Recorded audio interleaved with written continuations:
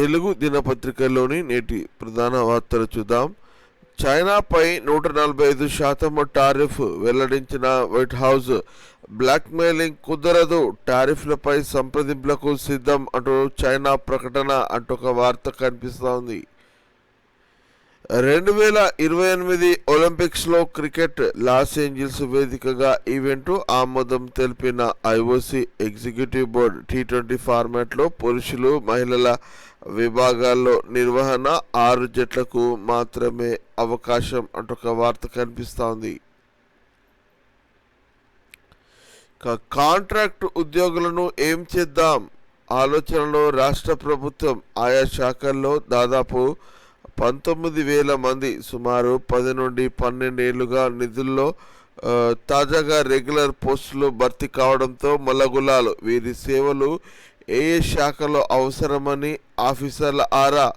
Study కోసం IAS ఆఫీసర్లతో committee ఏర్పాటు.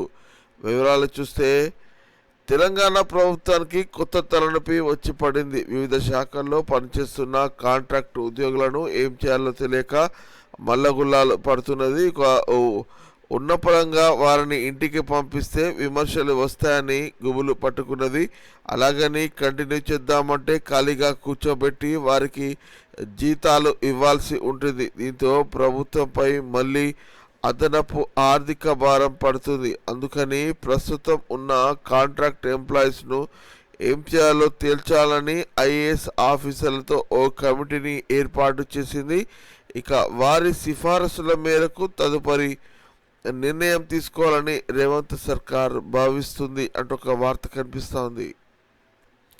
ఇదిలా ఉంటే నా brand young India education employment సైతం ప్రభుత్వ పాఠశాలలో ప్రీ ప్రైమరీ విధానము, ప్రైవేట్ స్కూళ్లకు మాదిరి ఉచిత రవాణా సౌకర్యము, సైనిక్ స్కూల్కు ధీటుగా పోలీస్ స్కూలు, అందుకు 100 కోట్ల కార్పస్ ఫండ్ క్రియేట్ చేసుకోవాలి అన్న CM Revanth Reddy. Young India police school ప్రారంభంలో ఆయన వ్యాఖ్యలు చేసినట్టు ఒక వార్త కనిపిస్తూ ఉంది. మరొక హెడ్లైన్ చూస్తే రిటైర్డ్ ఆఫీసర్లు రీఅపాయింట్ ప్రస్తుతం తొలగిస్తున్నట్లు గతంలో ప్రభుత్వ నిర్ణయము. ప్రస్తుతం వారినే తిరిగి నియమిస్తూ డిసిషన్. పిఆర్, మిషన్ భగీరథ, ఈఎన్సీలు, శ్రీనిధి ఎండితో పాటు మరికొందరు. తెలంగాణ సర్కారు ఉత్తర్వులు జారీ. వివరాలు చూస్తే ప్రభుత్వ శాఖలు, ప్రభుత్వ రంగ సంస్థల్లో పనిచేస్తున్న రిటైర్ ఉద్యోగులు, అధికారులను తొలగించాలని రేవంత్ సర్కార్ భావించింది. ఇక దానిపై ప్రభుత్వం ప్రకటన చేయడంతో అనేక మంది సర్వీసు అధికారులు హర్షం వ్యక్తం చేశారు. ఇక ఉద్యోగ సంఘాలు సైతం హర్షించాయి.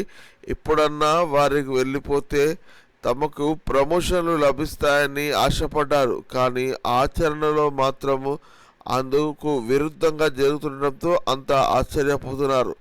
నీటిపారుదల శాఖలో పదవీ కాలం పూర్తయిన వారిని ఇంటికి పంపించాలనే నిర్ణయం తీసుకోగా మిగిలిన ఇంజనీరింగ్, ఇతర శాఖల్లో అమలు కాకపోవడంతో అధికారులు నిరుత్సాహానికి గురవుతున్నారు అంటూ ఒక వార్త కనిపిస్తోంది.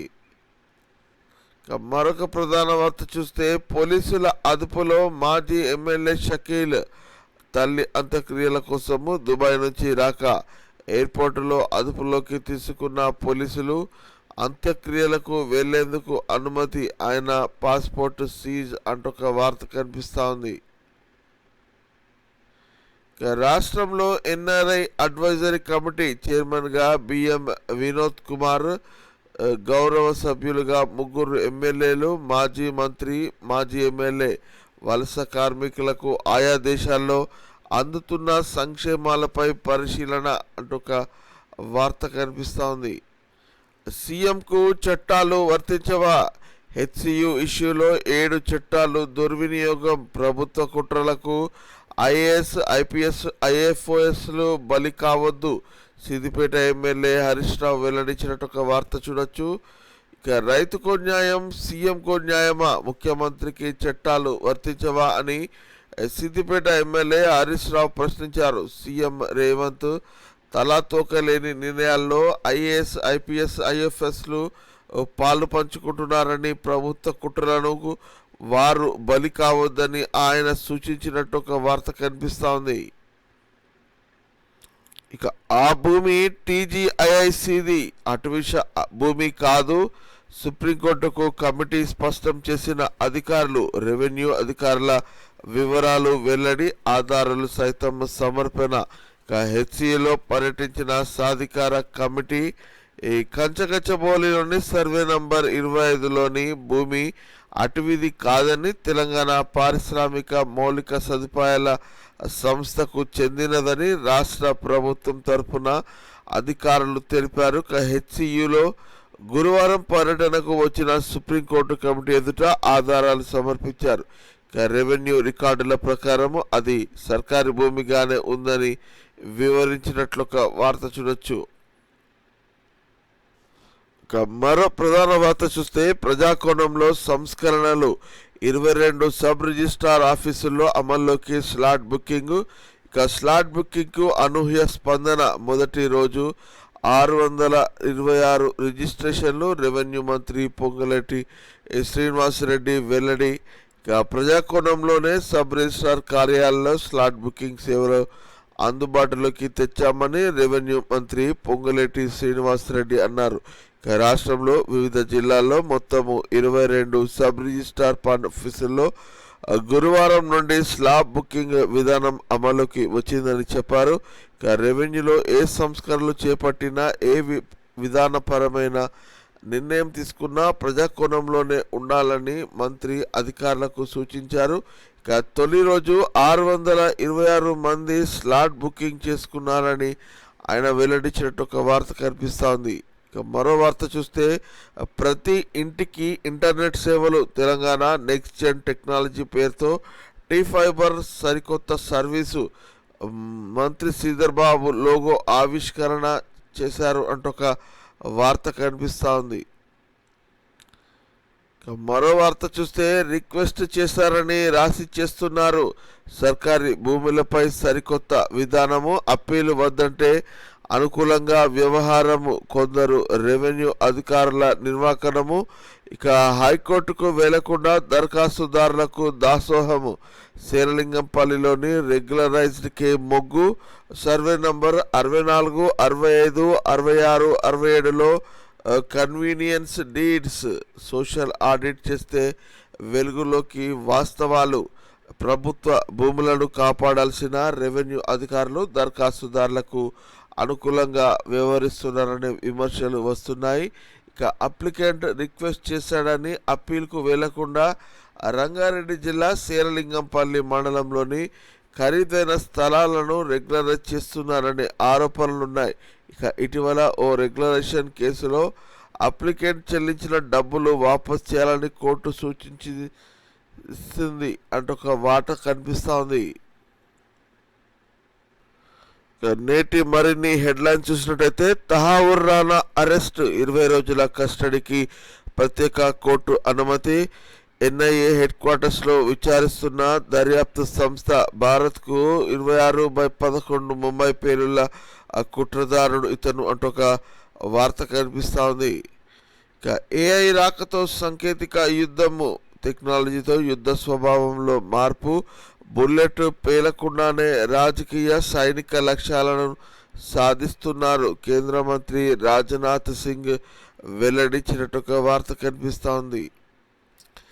మరో వార్త చూస్తే ప్రతి గ్రామానికి జయశంకర్ వర్సిటీ క్వాలిటీ సీడ్. జూన్లో సీఎం రేవంత్ చేతుల మీదుగా ప్రారంభము. రైతులకు నాణ్యమైన విత్తనాలు అందించడమే లక్ష్యము. వడగళ్ల వానకు పంట నష్టంపై పరిహారం అందజేస్తాం అంటున్న మంత్రి తుమ్మల నాగేశ్వరరావు అంటూ ఒక వార్త చూడొచ్చు.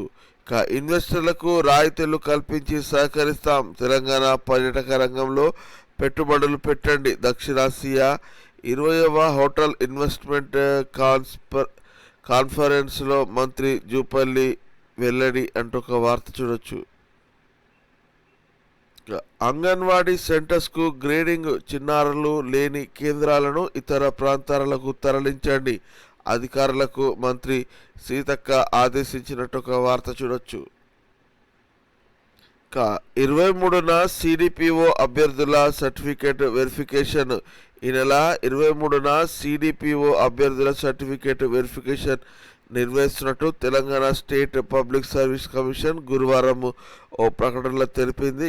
మహిళా అభివృద్ధి శిశు సంక్షేమ శాఖలో child development project officer, additional child development project officer, ICDS warehouse manager పోస్టుల కోసం ఎంపికైన క్యాండిడేట్స్ నాంపల్లిలోని Suravaram Pratapareddy varsity public garden రోడ్లో హాజరు కావాలని పేర్కొన్నట్టు ఒక వార్త చూడొచ్చు. కారులో మంటలు, రోజు రోజుకు పెరుగుతున్న అంతర్గత కలహాలు, సమన్వయం లేక ఒకరిపై ఒకరు ఆరోపణలు, వేదిక అవుతున్న నియోజకవర్గ సమావేశాలు అవే సర్దుకపోతాయనే ధోరణిలో అధిష్టానము, అధికారం పోయినా ఆగని ఆధిపత్య పోరు అంటూ ఒక వార్త కనిపిస్తోంది. ఇదిలా ఉంటే పవన్ సీరియస్ పొలిటీషియన్ కాదు అనుకోకుండా ఉప ముఖ్యమంత్రి అయ్యారు. జనసేనానిపై ఎమ్మెల్సీ కవిత హాట్ కామెంట్ చేసినట్టుగా వార్త కనిపిస్తోంది.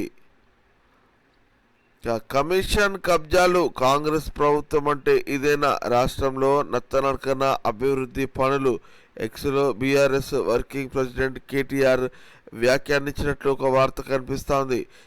రజాకారులను తరిమినట్టు కాంగ్రెస్ను తరిమేస్తాము, రాహుల్ మెప్పు కోసమే బీజేపీ వైపు విమర్శలు, ఆ పార్టీ నుంచి రేవంత్ రెడ్డి చివరి ముఖ్యమంత్రి, రాజ్యసభ సభ్యులు లక్ష్మణ్ ఈ వ్యాఖ్యలు చేసినట్టు ఒక వార్త చూడొచ్చు. హెచ్సియు ఇష్యూలో బీఆర్ఎస్ దొంగ నాటకాలు, అక్కడ రోడ్లు వేసినప్పుడు కేటీఆర్ హరీష్ ఎక్కడికి వెళ్లారు, భూములు కాపాడాల్సిన బాధ్యత రాష్ట్ర ప్రభుత్వానిదే అంటున్న ఎంపీ రంగనందన్ రావు.